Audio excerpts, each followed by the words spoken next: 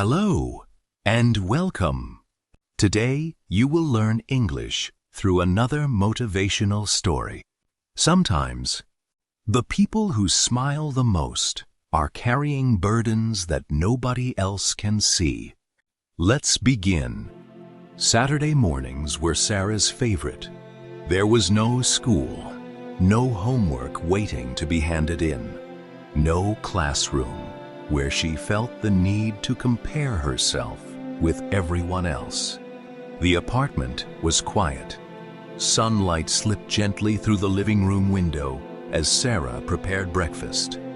She moved carefully, trying not to wake her mother too early.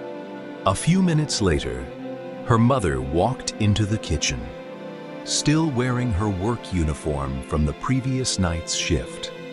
"You should have woken me," her mother said with a tired smile. Sarah shook her head. "You came home very late. I wanted you to rest." Her mother smiled warmly. "You always take care of me." Sarah laughed softly. "I learned from the best." The two of them shared breakfast together. It wasn't anything expensive. Just toast, eggs, and tea. But it was enough. As they ate, Sarah noticed something. Her mother's hands looked different. The skin was dry. There were small cuts on her fingers. She remembered the long hours her mother spent cleaning offices after everyone had gone home. "Does it hurt?" Sarah asked quietly. Her mother looked down at her hands. "Sometimes. You work too much." Her mother smiled. "I work because I love you." Sarah lowered her eyes.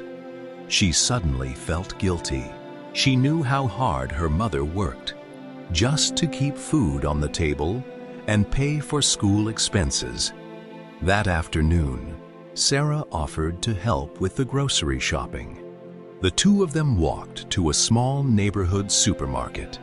As her mother placed a few items into the shopping basket, Sarah noticed something she had never paid much attention to before.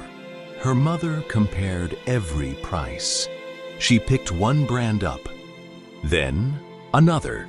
Sometimes she quietly placed an item back on the shelf. "We don't need that today," she would say. Sarah never complained. She simply watched. On the walk home, neither of them spoke very much. But Sarah couldn't stop thinking. For the first time, she realized that her mother made hundreds of small decisions every week just to make sure they had enough. That evening, Sarah sat at her desk. Her English homework lay open in front of her. But instead of studying immediately, she opened her notebook. She thought carefully before writing. Love is sometimes quiet. Sometimes it looks like sacrifice. She closed the notebook for a moment. Then she opened it again. Below the first sentence, she added another. "One day, I want to make her life easier." As she stared at the page, there was a gentle knock on her bedroom door. It was her mother.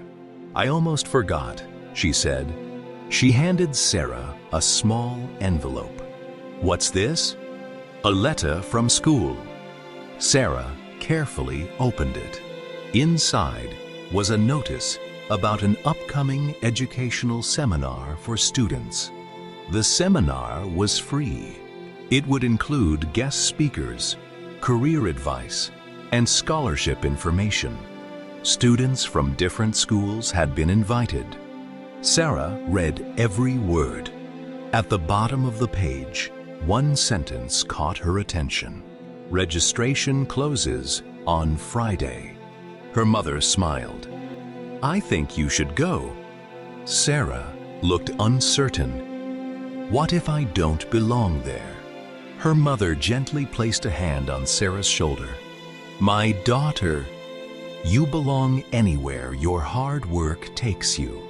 Sarah felt her eyes begin to fill with tears. She hugged her mother tightly.